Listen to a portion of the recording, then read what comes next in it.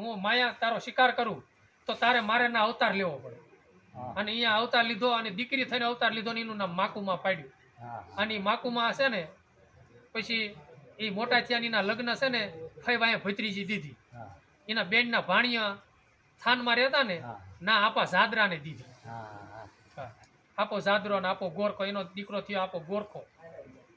હા, એ આપો ગોરખો થયા અને પછી એક પાછા સંત થયા અને પછી સંત થયા આપણે સલાળાવાળા આપા દાના અને આપા દાનાના આપા વિહામણ થયા અને આપા વિહામણના રામપરામાં આપા ધરમસિંહ થયા અને ઓલો વેલો છે ને આપા ગીગાવાળો થયો અને સત્તાધારની જગ્યામાં હજી હા ધમધમે છે.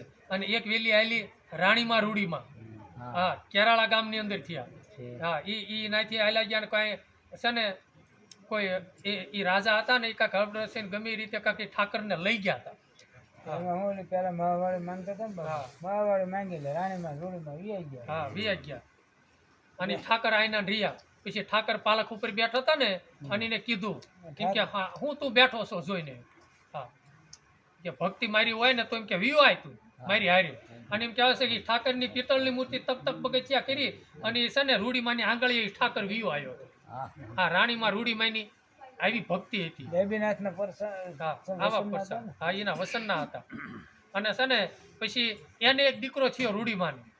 અને જ્યારે મોરાર સાહેબે જામ ખંભાળિયામાં એને વાયક દીધું ત્યારે એ વાયકમાં તો બરોબર હતું સીટી લખેલી, પણ મારી જેવાએ વધારાની ટાક મારી દીધી કે ભાઈ અહીં આવવું હોય તારે આવજે, અહીં લોઢાના સીણા છે તારે ખાવાની વ્યાત હોય તો આવજે. અને તોય એ આવ્યા એ સંત અને ગજગંગા બધી જમવા બેસી ગઈ અને આ એક નો બેઠા. ત્યારે મોરાર સાહેબ મળ્યા અને કીધું ભાઈ બધા જમવા બેસી ગયા પ્રસાદી લેવાનું તું કેમ બેઠો નહીં? એ કે ભાઈ આમાં બધા તો મિષ્ટાન પીરસાય છે કે લોઢાના સીણા છે નહીં, આ તમે વાંચો આમાં તો લોઢાના સીણા છે, લોઢાના સીણા હોય જમવા બેવું ને અહીં લોઢાના સીણા સિવાય જમવા બેહવાનું નથી થતું. અને એ વખતે એને જામનગરથી એવા ગોળ સીણા જેવા મગાવ્યા સરા અને એ સંતને એને છે ને થાળી ભરીને દીધા ને અને થાળી ભરીને કકડાવી ગયા ને મારો વાલો હજમ કરી ગયો લોઢાના સીણા. હા, ના એ પરસો એને દીધો. એટલે આવા મહાન સંતો થયા, આવા સુરા થયા. અને એ પાછા આપણી ગુજરાતની ભૂમિ અને આ સૌરાષ્ટ્રની ભૂમિ ઉપર હા અને કચ્છની ભૂમિમાં આવા બધે છે ને ફરતા ગોળમાં એવા સંતો થયા. એટલે કર્યા જેવી હોય તો બાપુ ઈશ્વરની ભક્તિ છે. લીધા જેવું હોય ને તો રામ નામનું રામ નામ છે. હાસામાં હાસું ધન હોય ને તો રામ નામનું ધન જ હાસું છે. અને છે ને જન્મ જન્મ એ હારી આવશે.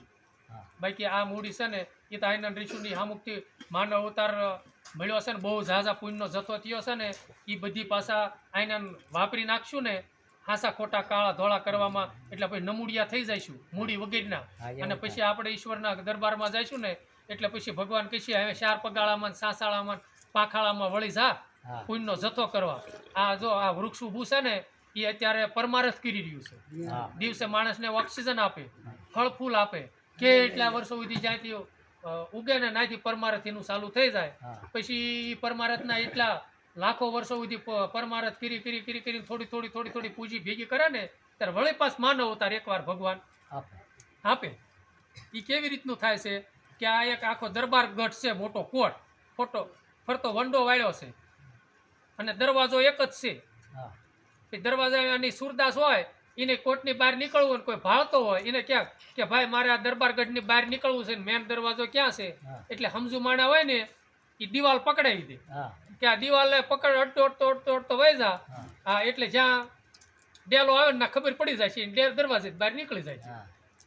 એટલે આ છે ને લખ 84 છે અને માનવ અવતાર છે ને 84 માંથી નીકળવા માટેનો દરવાજો છે. એટલે આપણને સંતોએ છે ને અજંપાના જાપ શ્વાસ ઉશ્વાસના જાપ દીધા છે કે આ જાપ જપવાથી છે ને આ 84 માંથી તું બહાર નીકળે. પણ એ જ્યાં દરવાજો એ સુરદાસનું દ્રષ્ટાંત છે કે જ્યાં દરવાજો આવ્યો ને ત્યાં માથામાં ઘવડ આવી ને ત્યાં હાલતો ગયો ને ખંજોળતો ગયો ત્યાં દરવાજો વહી ગયો. હા, એમ આપણે તે છે ને ફેરો શરૂ થઈ ગયો. હા, એમ આ માયામાં ખંજોળવામાં રહીશું ને ત્યાં માનવ અવતારનો ફેરો પૂરો થઈ જાય છે અને વળી 84 આખું કોટ ફરવા જવું પડશે.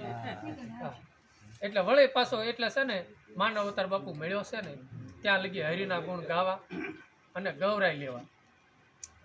એટલે આવા અનેક સંતો થયા પછી દાસી જબુમાં એ આવું ભજન ગાયું અને એમ કહેવાય છે કે ભક્તિમાં એટલા બધા રંગાઈ ગયા અને પછી એકવાર સમય એવો આવ્યો કે દાસી જબુમાને જવાનો સમય આવ્યો એને ખબર પડી જાય મારે પ્યાલો આવી ગયો છે. પ્યાલો એને કહેવામાં આવે કે જ્યારે આ સ્થૂળ દેહનો ત્યાગ કરવાનો આવે ભગવાનના દરબારમાં જવાનો ટાઈમ આવે. એમાં તમે પીપળીથી બજાણા જાઓ ને એટલે વૈશ્માના થાકલો આવે છે જબુમાનો.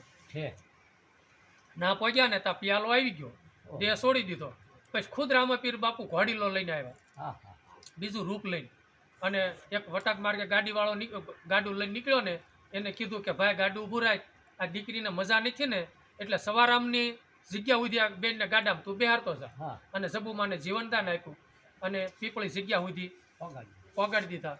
અને જ્યાં ના ગયા એટલે જમનામાં હતા સવારામ બાપુના ઘરના, એટલે ના જઈને નમન કર્યા અને કીધું કે મારા ગુરુ મહારાજ માતાજી હાજરમાં નથી. તા કે ના ભજન સત્સંગમાં ગયા છે. એ કે ક્યારે આવશે? એ કે એવું કીધું નથી, કેદી આવે એ મારો ભગવાન જાણે. એ કે તો મારા ગુરુ મહારાજને મારા ઝાઝા જુવાર હવે કહેજો